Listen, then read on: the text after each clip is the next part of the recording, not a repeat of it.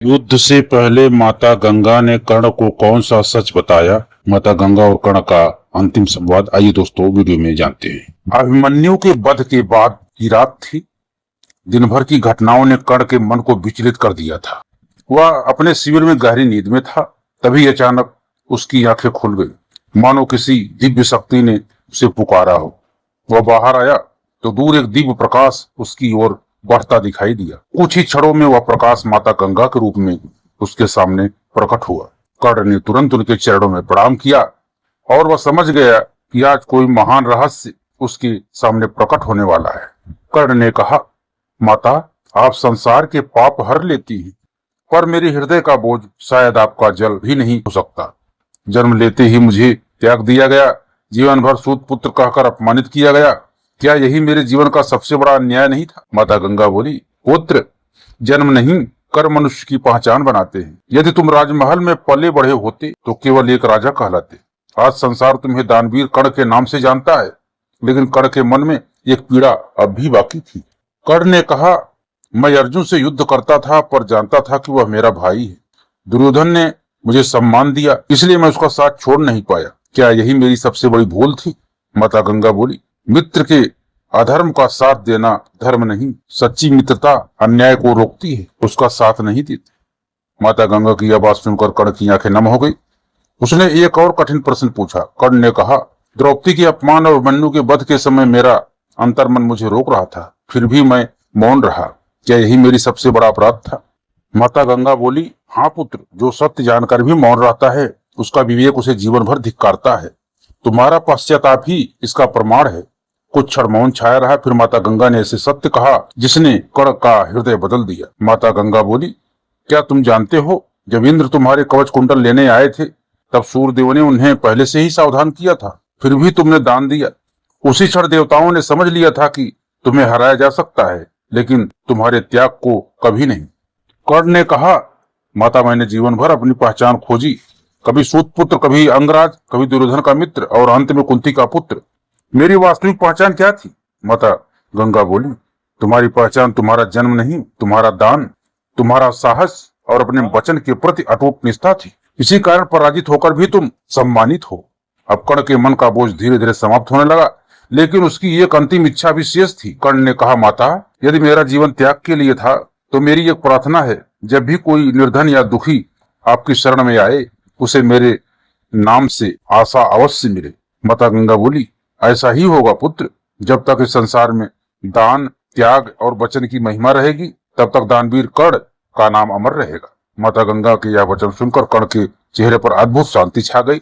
मृत्यु निकट थी, लेकिन उसके मन का सारा बोझ समाप्त हो चुका था। कर्ण के मन में अब अपने जीवन की अधिक माता गंगा के जीवन के रहस्य जानने की इच्छा थी। कर्ण ने कहा, माता, संसार आज भी आपको ऐसी माँ कहता है जिसने अपने ही 7 पुत्रों को जन्म लेते ही नदी में बहा दिया। क्या सचमुच एक माँ अपने बच्चों के साथ ऐसा कर सकती है?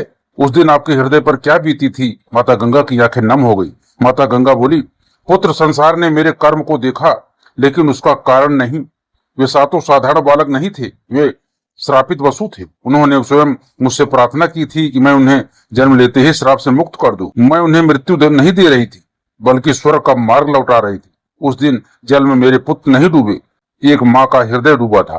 कर्ण कुछ क्षण तक निशब्द रहा, फिर उसने दूसरा प्रश्न पूछा। कर्ण ने कहा, माता, देवव्रत को संसार भीष्म पितामह के नाम से जानता है, लेकिन उनके भीतर ऐसा कौन सा ज्ञान था जिसने उन्हें समस्त आर्यावर्त का सबसे महान योद्धा बना दिया? आपने उन्हें कौन सी ऐसी शिक्षा दी थी जो किसी और को नहीं मिली?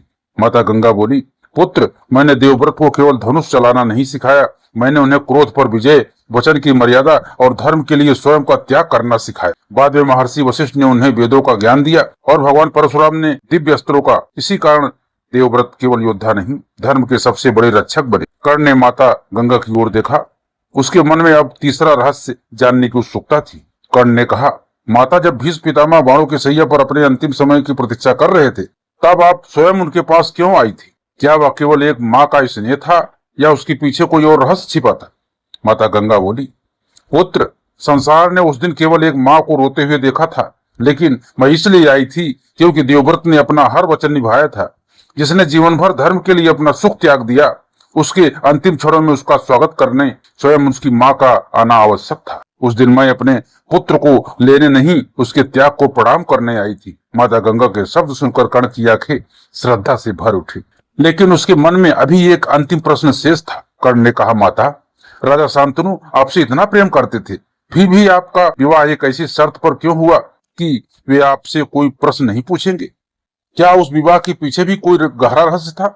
माता गंगा बोली, हाँ पुत्र, वह केवल प्रेम का विवाह नहीं था, वह एक दिव्य संकल्प था। मुझे श्रापित वसुओं को मुक्त कराने के लिए पृथ्वी पर आना ही था और राजा शांतनु उस कार्य के निमित्त बने। यदि वे पहले ही संतान पर मुझे रोक देते तो वो वसु अपने श्राप से मुक्त नहीं हो पाती। इसलिए मौन की वह शर्त आवश्यक थी। जब 8वें पुत्र देवव्रत का जन्म हुआ तब मेरा कार्य पूर्ण हो चुका था। उसी क्षण मुझे शांतनु का साथ छोड़ना पड़ा क्योंकि नियति का उद्देश्य पूरा हो गया था। माता गंगा ने उत्तर सुनकर कर्ण की जिज्ञासा और बढ़ गई। उसने विनम्र होकर कहा, कर्ण ने कहा, माता, जब भीष्म पितामह ने अपने प्राण त्याग दिए तब क्या आपने कोई ऐसा रहस्य प्रकट किया था जिसे संसार आज भी नहीं जानता? माता गंगा बोली, हाँ पुत्र, बहुत कम लोग जानते हैं कि मैंने देवताओं से कहा था आज पृथ्वी ने अपना सबसे महान धर्म रक्षक खो दिया है। भीष्म की मृत्यु किसी योद्धा की हार नहीं थी, बल्कि धर्म की सबसे बड़ी कठिन परीक्षा का अंत था। मैंने यह भी कहा था कि जिसने जीवन भर दूसरों के लिए जिया उसे मृत्यु भी अपनी इच्छा से प्राप्त हुई। यही उनकी सबसे बड़ी सिद्धि थी। कर्ण कुछ क्षण तक उस रहस्य पर विचार करता रहा, फिर उसने अगला प्रश्न पूछा।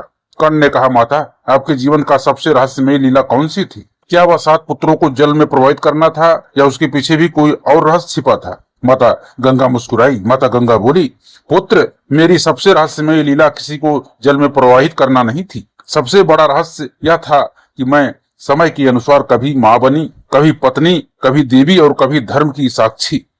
मैंने कभी किसी का पक्ष नहीं लिया बल्कि नियति का मार्ग प्रशस्त किया। यही मेरी सबसे बड़ी लीला थी जिसे बहुत कम लोग समझ पाए। कर्ण की आंखों में अब और भी जिज्ञासा दिखाई देने लगी। उसने तीसरा प्रश्न किया। कर्ण ने कहा, माता, आपके श्राप और वरदान ने महाभारत की दिशा कैसे बदल दी? माता गंगा बोली, यदि वसुओं को श्राप न मिलता तो देवव्रत का जन्म ना होता। यदि देवव्रत का जन्म ना होता तो भीष्म की प्रतिज्ञा ना होती। यदि वह प्रतिज्ञा न होती तो हस्तिनापुर का उत्तराधिकारी ना बदलता, और यदि उत्तराधिकारी ना बदलता तो शायद महाभारत का युद्ध भी कभी ना होता। कई बार एक श्राप ही भविष्य का सबसे बड़ा वरदान बन जाता है, क्योंकि उसी से ईश्वर अपना उद्देश्य पूरा करते हैं। माता गंगा के उस उत्तर ने कर्ण को गहरे चिंता में डाल दिया, लेकिन उसके मन में अभी एक अंतिम प्रश्न शेष था। कर्ण ने कहा, माता, जब देवव्रत ने आजीवन ब्रह्मचर्य और सिंहासन त्यागने की भयानक प्रतिज्ञा ली थी तब एक माँ होने के नाते आपकी क्या प्रतिक्रिया थी? माता गंगा की आंखें भर आई। माता गंगा बोली, उस दिन संसार ने देवव्रत को भीष्म बनते देखा, लेकिन मैंने अपने पुत्र का पूरा जीवन त्यागते देखा।